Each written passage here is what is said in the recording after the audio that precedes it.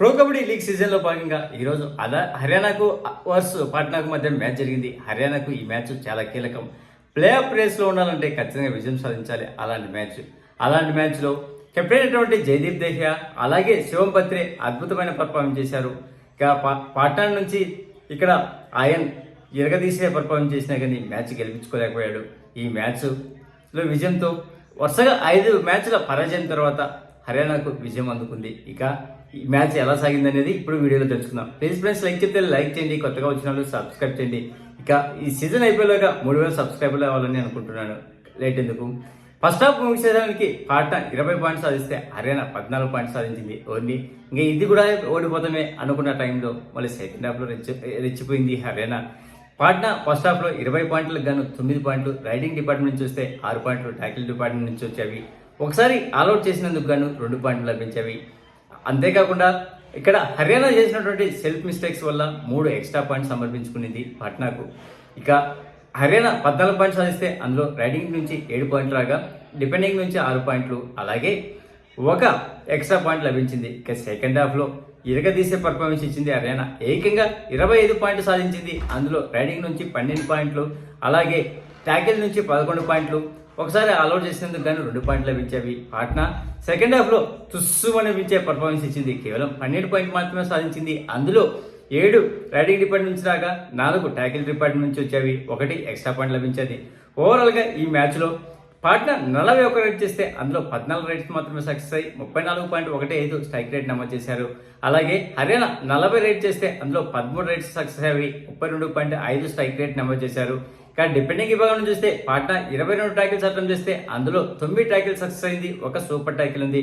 అలాగే Haryana 26 tackles attempt చేస్తే 13 tackles success అయింది, 1 సూపర్ ట్యాకిల్ ఉంది, 50 స్ట్రైక్ రేట్ నమోదు చేశారు. కానీ ఇండివిజువల్ పర్ఫార్మెన్స్ చేస్తే ఈ మ్యాచ్లో మొదటగా హర్యానా టీం నుంచి వినయ్ 4 రైడ్ పాయింట్ సాధించాడు, 4 కూడా టచ్ రూపంలో వచ్చినవి. అలాగే నీరజ్ 1 ట్యాకిల్ పాయింట్ చేయగా కెప్టెన్ జయదీప్ దహియా ఏకంగా 6 ట్యాకిల్ పాయింట్ చేసి I5 సాధించాడు. అందులో 2 సూపర్ ట్యాకిల్స్ ఉండడం విశేషం. అలాగే సాహిల్ 3 ట్యాకిల్ పాయింట్ చేస్తే అందులో 1 సూపర్ ట్యాకిల్ ఉంది. అలాగే శివం పత్రే 12 పాయింట్లు సాధించాడు, ఆల్రౌండర్ పర్ఫార్మెన్స్ ఇచ్చాడు. ఈ మ్యాచ్లో 6 టచ్ రూపంలో రాగా 5 బోనస్ రూపంలో, 1 ట్యాకిల్ రూపంలో వచ్చింది. సూపర్ 10 కంప్లీట్ చేసుకున్నాడు. అంతేకాకుండా రాహుల్ సేత్పాల్ ఈ మ్యాచ్లో 4 పాయింట్స్ సాధిస్తే అందులో 1 టచ్ రూపంలో రాగా 3 ట్యాకిల్ రూపంలో వచ్చేవి, అందులో 1 సూపర్ ట్యాకిల్ ఉంది. ఇక ఈ మ్యాచ్లో హర్దీప్ 3 ట్యాకిల్ పాయింట్ చేయగా సబ్స్టిట్యూట్గా వచ్చినటువంటి గణేశం 2 టచ్ పాయింట్ సాధించాడు. అలాగే జయసూర్య 1 బోనస్ పాయింట్ సాధించాడు. ఇక మనకు పాట్నా టీం నుంచి చూస్తే మల్టీ మణీందర్ ఈ మ్యాచ్లో డిజాస్టర్ పర్ఫార్మెన్స్ ఇచ్చాడు. మొత్తం 5 రైడ్స్ పాల్గొన్నటువంటి ఇతను 1 రైడు సక్సెస్ఫుల్ రైడ్ చేశాడు, 2 ఎంటీ రైడ్లు, 2 అన్సక్సెస్ఫుల్ రైడ్ చేశాడు, 1 పాయింట్ కూడా సాధించలేదు. ఇక బాలాజీ 1 ట్యాకిల్ పాయింట్ చేయగా ఆయన 17 పాయింట్ సాధించాడు. అందులో టచ్ రూపంలో 13 రాగా బోనస్ రూపంలో 2 ట్యాకిల్ పాయింట్లు లభించేవి.